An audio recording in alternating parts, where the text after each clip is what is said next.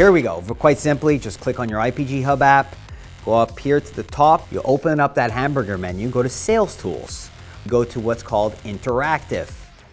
Click on the virtual showroom, and boom, now you're immediately immersed into an experience with the actual showroom.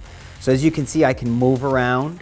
We'll walk over to one of the machines, and now there's a bunch of options here that we're presented with. I click on AR, and now as you can see, I've got this little mini condensed machine here that I can spin. But what I think is really cool is I can view in AR. Here's the machine.